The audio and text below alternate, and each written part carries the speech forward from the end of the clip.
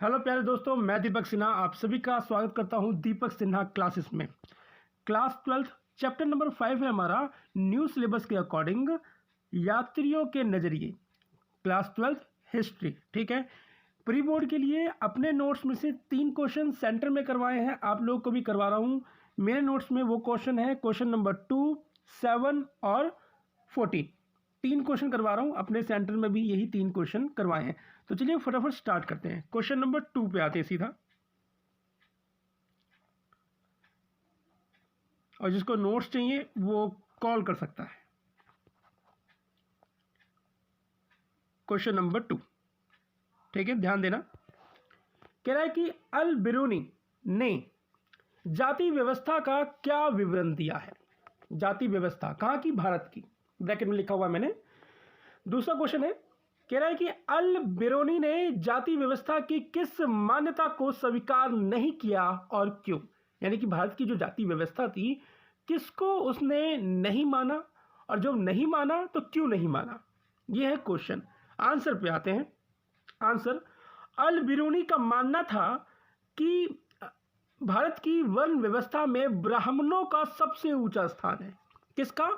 ब्राह्मणों का सबसे ऊंचा स्थान है। तो यहाँ पे अल बिरूनी की अगर बात की जाए तो बिल्कुल सही बात बोली। उस व्यक्ति ने जो देखा भारत के अंदर, जो भारत की उसने यात्रा करी, तो ये जरूर पाया गया कि ब्राह्मणों का वर्चस्व सबसे ज़्यादा है, जो कि उसने बताया। नेक्स्ट लाइन कह रहे कि अल बिरूनी ने फ्रांसवा के प्राचीन सामाजिक वर्गों का वर्णन किया है और उसकी तुलना की है। भारत की जाति प्रथा के साथ तुलना की है। आगे कह रहा भारत में 4 सामाजिक वर्ग थे। भारत में 4 सामाजिक वर्ग महत्वपूर्ण थे। पहला, घुड़सवार और शासक। दूसरा, भिक्षु एवं अनुष्ठानिक पुरोहित।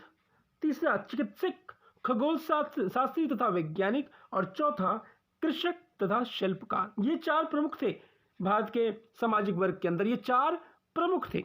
आगे कह रहे हैं वह बताना चाहता था कि सामाजिक वर्ग केवल एक वर्ग तक सीमित नहीं है। बर्नियर बताना चाहता था कि सामाजिक वर्ग केवल एक वर्ग तक सीमित नहीं है। हैशटैग करके लिखा है कि भारत की जाति व्यवस्था के बारे में उसका विवरण निम्नलिखित है। पहला पॉइंट, जाति व्यवस्था की उत्पत्ति। अब देखो, जाति व्यवस्था की उत्पत्ति किस तरीके से बर्नियर ने समझाया है। कह रहा है कि अल बिरूनी ने सबसे ऊंची जाति ब्राह्मणों की बताई। हिंदू ग्रंथों के अनुसार, याद रखना, हिंदू ग्रंथों के अनुसार जिसमें उसने बताया कि ब्राह्मण के सिर से ब्राह्मण की, आगे भुजाओं से क्षत्रिय की, जांघों से वैश्यों की और चरणों से शूद्रों की उत्पत्ति हुई है। यही चीज था, यही कॉन्सेप्ट था भारत के अंदर कि सिर से मतलब ब्राह्मण की बुद्धि से, भुजाओं से क्षत्रिय की, जांघों से वैश्यों की और चरणों से शूद्रों की उत्पत्ति हुई है। यही 4 वर्ण थे भारत के। आगे, जाति व्यवस्था की अपवित्रता की धारणा। अपवित्रता की धारणा, ध्यान देना। कह रहे हैं जाति व्यवस्था की अपवित्रता की धारणा प्रकृति के नियमों के विरुद्ध थी।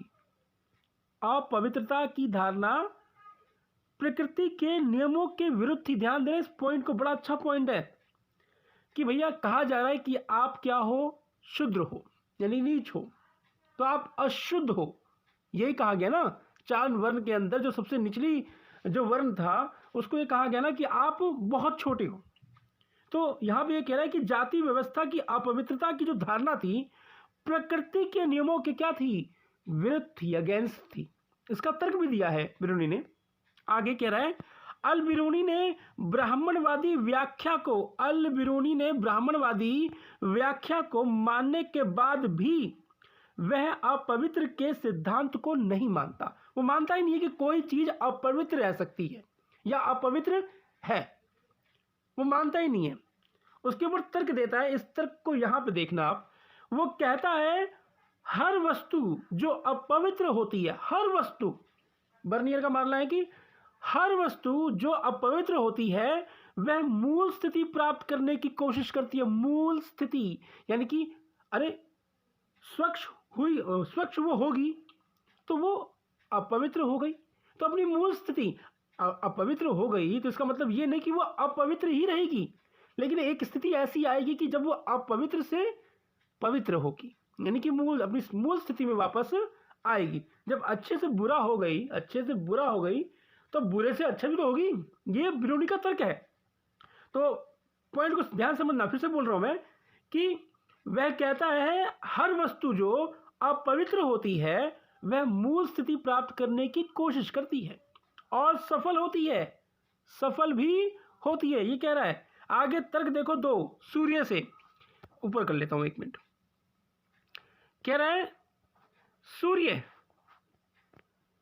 हवा को साफ करता है और समुद्र में नमक पानी को गंदा होने से बचाता है। ये प्रक्रिया चलती रहती है, कि अगर कोई दूषित हो रहा है तो उसको कोई साफ भी कर रहा है, उस चीज को साफ भी कर रहा है, तो इसलिए वो जाति के उस मापदंड को गलत बताता है जिसमें कहा गया है कि आप अपवित्र हो, तो उस अपवित्र की गणना को बर्नियर नहीं मानता। तो ये था बर्नियर के 2 पॉइंट। अभी तीसरा, मेरे को ऐसा लगा कि क्वेश्चन खत्म हो गया। तीसरा पॉइंट कह रहा है आर्थिक क्षेत्र में निम्न जातियों का महत्वपूर्ण स्थान। कह रहा है हालांकि समाज में निम्न जातियों का शोषण होता था लेकिन आर्थिक तंत्र में उनका महत्वपूर्ण योगदान था। उदाहरण के लिए कृषि क्षेत्र में, फिर से रिपीट कर रहा हूं, हालांकि समाज में निम्न जातियों का शोषण होता था लेकिन आर्थिक तंत्र में उनके बिना काम भी तो नहीं, अधूरा है, उनके बिना किसी का काम भी नहीं हो सकता। तो आर्थिक तंत्र में उनका महत्वपूर्ण योगदान था। उदाहरण के लिए कृषि क्षेत्र में। अब भाई ऊंची जाति के लोग जो थे उस समय वो तो नहीं जाएंगे खेतों में, छोटे जाति या अपवित्र कह लो वही लोग खेती में उतरेंगे, काम करेंगे। ठीक है, खेती में और भी काम होते हैं। तो उन लोगों का आर्थिक तंत्र में बहुत बड़ा योगदान था। उनके काम करने के बाद ही, अगर मैं लंबा करूँगा क्वेश्चन को, तो अनाज की पैदावार हुई और वही अनाज वो लोग खा रहे हैं जो वन व्यवस्था में ऊंचे हैं। ठीक है, तो यहाँ पे बस इतना बताया जा रहा है कि वो जो आर्थिक तंत्र में जो छोटे लोग थे उनका भी महत्वपूर्ण योगदान था। तो आशा करता हूँ यहाँ पे आप लोगों को ये क्वेश्चन नंबर 2 समझ में आया होगा। अब चलते हैं क्वेश्चन नंबर 7 पे। 3 ही क्वेश्चन कह रहा हूँ याद करने के लिए, क्योंकि एक चाल के तहत कह रहा हूँ याद करने के लिए अपने स्टूडेंट्स को, कि अगर ये 45 क्वेश्चन इनके पक्के हो जाते हैं तो फिर जनवरी में मुझको ज़्यादा मेहनत नहीं करनी पड़ेगी। कह रहा है इब्न बतूता द्वारा दास प्रथा के संबंध में दिए गए साक्ष्यों का वर्णन करो। साक्ष्यों का वर्णन करना है, दास प्रथा के साक्ष्यों का वर्णन करना है कि दास प्रथा के बारे में इब्न बतूता क्या बताते हैं। आंसर, इब्न बतूता ने दास प्रथा के बारे में विस्तार पूर्वक वर्णन किया। इब्न बतूता ने दास प्रथा के बारे में अनेक साक्ष्य प्रस्तुत किए हैं। पहला पॉइंट, बाजारों में दास खुलेआम बेचे जाते थे और उन्हें भेंट स्वरूप मतलब गिफ्ट के तौर पर भेंट स्वरूप दूसरों को प्रदान किया जाता था। तो उसने भी ऐसा काम किया। पहले पॉइंट में देखना, जब वह सुल्तान मोहम्मद बिन तुगलक से मिलने के लिए सिंध पहुंचा तो उसने घोड़े, ऊंट और दास खरीदे। देखा, दास खरीदे और बेचे जाते थे, ऊपर ही पॉइंट में लिखा हुआ है। और कह रहा है कि खरीद कर राजा को उपहार के रूप में दिए। भाई राजा को उपहार के रूप में देने के लिए घोड़े, ऊंट और दास इसने खरीदे थे। सेकंड पॉइंट, उसने वहां के गवर्नर को बादाम, किशमिश और घोड़े भेंट किए। तीसरा पॉइंट, इब्न बतूता ने मोहम्मद बिन तुगलक द्वारा नसरुद्दीन नामक एक धर्म उपदेशक को, ध्यान देना, फिर से रिपीट कर रहा हूं, इब्न बतूता ने मोहम्मद बिन तुगलक द्वारा नसरुद्दीन नामक एक धर्म उपदेशक, ये नसरुद्दीन थे, धर्म उपदेशक थे, को प्रसन्न होकर 1 लाख टका मतलब रुपया, उड़ीसा में 1 टका, 2 टका, 4 टका, 5 टका, मतलब 1 रुपया, 2 रुपये, 4 रुपये, 5 रुपये, इस तरीके से टका बोला जाता है। तो 1 लाख टका और 200 दास गिफ्ट किए इब्न बतूता ने। आगे का पॉइंट नंबर सेकंड कह रहा है दासों का वर्गीकरण। कह रहा है इब्न बतूता ने, देखो दासों का वर्गीकरण, ऐसा नहीं है कि सारे दास सिर्फ दासी थे, नहीं, दासों में भी कुछ दास महत्वपूर्ण थे, कुछ दास किसी न किसी चीज़ में योग्य थे, तो उनको अलग जगह रखा जाता था। इसी पॉइंट में समझ में आएगा आपको। कह रहा है कि इब्न बतूता ने दासों के कई प्रकार बताए हैं। कुछ दास जो कि योग्य होते थे उनकी कीमत अधिक होती थी। सुल्तान की सेवा में काम करने वाली दासियां भी, अब देखो वो दासियां भी संगीत और गायन में निपुण थीं। अब भाई, अब एक महिला है, वो दासी है, अब दासी तो हर एक कोई है, लेकिन दासियों में जो गायन में निपुण है, गाना अच्छा गाती हैं, संगीत अच्छा बजाती हैं, तो उसको राज दरबार के अंदर रखा जाता था। तो वही कह रहा है कि दासियां भी संगीत और गायन में निपुण थी, उनकी कीमत भी अधिक थी। उन दासियों की कीमत क्या होती थी? अधिक होती थी। यानी कि दास जो खरीदे और बेचे जाते थे, तो कुछ दास सस्ते हुआ करते थे, तो कुछ दास महंगे हुआ करते थे। आशा करता हूँ आप लोगों को बात समझ में आई होगी। अब चलते हैं क्वेश्चन नंबर 15 पे, सॉरी 15 कह रहा हूँ, क्वेश्चन नंबर 14 पे। आप एक बार नोट्स को पढ़ना, प्लेलिस्ट में आप लोगों को सारे नोट्स मिल जाएंगे। ये मेहनत कर रखी है मैंने कि 4-4, 6-6, 7-7 क्वेश्चन का एक ही आंसर। तो आप लोग जब देखोगे तो आपको मालूम चलेगा। मैंने अपने पूरे सिलेबस की स्क्रीन रिकॉर्डिंग करके दे रखी है। क्वेश्चन नंबर 14, ध्यान देना। कह रहा है कि आप किस प्रकार मानते हैं कि विदेशी यात्रियों के वृत्तांतों द्वारा, देख लो, विदेशी यात्रियों के वृत्तांतों द्वारा, अब ये इब्न बतूता जो थे, फारसवा, बर्नियर, ये बाहर के तो थे, तो इन यात्रियों के वृत्तांत द्वारा 10वीं से 17वीं शताब्दी के इतिहास के निर्माण में मदद मिलती है। क्योंकि इन्होंने भ्रमण किया, तो इन्होंने जो चीज़ देखा वो चीज़ लिखी। उदाहरण देकर स्पष्ट करें। क्वेश्चन समझ में आ गया होगा। सेकंड क्वेश्चन, उदाहरण सहित व्याख्या कीजिए कि भारत के 10वीं से 12वीं शताब्दी तक के इतिहास में पूर्ण निर्माण में विदेशी यात्रियों के विवरण का क्या योगदान है। यानी कि उन्होंने जो भ्रमण किया, उस भ्रमण के समय जो बातें उन्होंने लिखी, वो विवरण जब हमें मिला तो उनका क्या योगदान रहा। आंसर पे आते हैं। पॉइंट नंबर 1 कह रहा है कि अधिकांश विदेशी यात्री बहुत ही अलग सामाजिक पर्यावरण से आए थे। क्योंकि जहाँ से वो आए थे और जहाँ पे वो आ रहे थे, वो वहाँ की जलवायु, भाषा, बोली, सब कुछ क्या था? अलग था। दूसरा, स्थानीय लेखक इनके प्रति उदासीन रहे। जो स्थानीय लेखक यानी कि हमारे जो लेखक थे वो उदासीन रहे, क्योंकि भैया ये एक व्यक्ति, ध्यान देना, एक व्यक्ति जो हमारी संस्कृति, कल्चर, भाषा और किसी चीज़ को नहीं जानता, तो वो कैसे समझेगा या दूसरे को समझाएगा। तो इसलिए क्या थे? ये उदासीन थे। तीसरा पॉइंट कह रहा है कि उन्होंने भारत के पर्यावरण तथा सामाजिक परिवेश की तुलना बाहरी संसार से की। अब बाहरी संसार से क्या कहने का मतलब ये है कि जहाँ से वो थे और जहाँ ये पहले घूम चुके थे, तो वहाँ पे जो चीज़ उन्होंने देखी उसकी तुलना उन्होंने जब भारत में आए और देखी, तो वो तुलना करने लगे कि भैया ये चीज़ यहाँ पे अच्छी है, वहाँ पर ये चीज़ इस तरीके से है, या कौन सी अच्छी और कौन सी बेकार है, इसकी तुलना करी बाहर के समाज से। चौथा पॉइंट, उन्होंने अपने विवरणों में उन बातों तथा वस्तुओं को अधिक महत्व दिया जो उन्हें विचित्र जान पड़ती थी। यानी कि जो उन्होंने देखा ही नहीं, कभी पहली बार देखा हो यहाँ पे आके। जैसे पान का विवरण है, पान उन्होंने पहली बार देखा, तो उन्होंने उनके लिए वो क्या चीज़ थी? विचित्र थी, बिल्कुल नई, नायाब। इससे आगे बढ़ रहा हूँ मैं, इससे उनके विवरणों में रोचकता आई।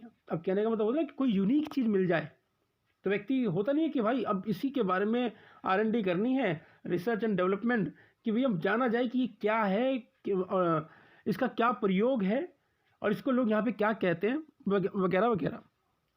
5वां पॉइंट कह रहा उनके विवरण तत्कालीन राज दरबार के क्रियाकलापों, धार्मिक विश्वासों तथा स्थापत्य की विशेषताओं पर प्रकाश डालते हैं। इससे इतिहास लेखन में सहायता मिलती है। ठीक है, अब आते हैं पॉइंट पे। महत्वपूर्ण विदेशी यात्री, इन तीनों के बारे में पढ़ेंगे, अल बिरूनी, इब्न बतूता, फ्रांसवा, इन सब के बारे में पढ़ेंगे। बर्नियर कह रहा है महत्वपूर्ण विदेशी यात्री, कह रहा मध्यकालीन भारत में आने वाले 3 प्रमुख विदेशी यात्री अल बिरूनी, इब्न बतूता तथा बर्नियर थे। पहले हैं हमारे अल बिरूनी। कह रहा है कि पहला पॉइंट इनका, अल बिरूनी का विवरण किताब उल हिंद, याद रखना किताब उल हिंद, तत्कालीन धर्म दर्शन तथा विज्ञान की जानकारी देता है। ये बहुत ही सरल एवं स्पष्ट थी, जो उन्होंने देखा वो उस बुक के अंदर लिखा हुआ है। आगे तीसरा, ये पॉइंट बस पढ़ने वाले हैं, ज़्यादा समझाने वाले नहीं है। कह रहे कि अल बिरूनी ने बताया कि जाति प्रथा केवल भारतीय समाज की ही विशेषता नहीं थी, ये विश्व के अन्य कई समाजों में प्रचलित थी। यानी कि जाति प्रथा की समस्या सिर्फ भारत में ही नहीं थी। इब्न बतूता के बारे में आते हैं। क्या पहला पॉइंट, इब्न बतूता ने रेहला नामक ग्रंथ लिखा। इसमें उसने अपनी यात्रा के दौरान प्राप्त अनुभव का बहुत ही सुंदर चित्रण किया है। इससे हमें सामाजिक मूल्य तथा नई संस्कृतियों के विचित्र पक्षों का पता चलता है। दूसरा पॉइंट, इब्न बतूता ने पान तथा नारियल को विचित्र पाया। पान और तथा नारियल को विचित्र पाया, इसलिए उनसे इनका विशेष रूप से वर्णन किया। तीसरा पॉइंट, उसने भारत के नगरों तथा कुशल डाक प्रणाली के बारे में भी लिखा है कि किस प्रकार की डाक प्रणाली, और नगरों के बारे में लिखा कि किस प्रकार नगर कुशल थे। अब आ जाओ बर्नियर, फ्रांसवा बर्नियर। कह रहा है बर्नियर ने Travels in the Mughal Empire नामक पुस्तक लिखी थी। दूसरा पॉइंट, अल बिरूनी तथा इब्न बतूता की तरह उसकी पुस्तक भी उसके अनुभव का निचोड़ है। तीसरा पॉइंट, उसने भारत की स्थिति की तुलना यूरोप और विशेष रूप से फ्रांस के साथ की। उसने यूरोप की स्थिति की तुलना में भारत के जनजीवन को निकृष्ट यानी कि भ्रष्ट बताया है। अब वो तुलना ही किससे कर रहा है भैया, फ्रांस से और यूरोप से कर रहा है। चौथा पॉइंट, वह अपने विवरण में समस्त भूमि के अधिकार की आलोचना करता है। समस्त भूमि के अधिकार की क्या करता है, वो आलोचना करता है और इससे भारतीय कृषि तथा कृषक की दुर्दशा के लिए उत्तरदायी ठहराता है। बस ये थे पॉइंट्स। ये तीन बंदे जो आए थे विवरण करने के लिए, इनके बारे में हमने पढ़ लिया। ये 3 क्वेश्चन हैं, बस इन्हीं 3 क्वेश्चनों को इस चैप्टर में से पढ़ के जाओ और इन 45 क्वेश्चन को याद करो कि जनवरी में अगले 45 क्वेश्चन मैं कराऊँ तो और अच्छे से आप लोगों को तैयारी हो जाए। वैसे जनवरी में मेरा हिसाब किताब कुछ अलग होने वाला है। मैं पीछे 10 साल के पेपर उठाऊंगा और उसके अंदर जैसे फॉर एग्जांपल चैप्टर नंबर 1 से 10 साल में से कौन कौन से क्वेश्चन पूछे गए हैं उनको अलग करूँगा और उसकी एक सीरीज़ बनाऊँगा और वीडियो बनाऊँगा। ठीक है, तो मिलते हैं नेक्स्ट वीडियो में। तब तक अपना और अपने परिवार का ध्यान रखें। जय हिंद, जय भारत।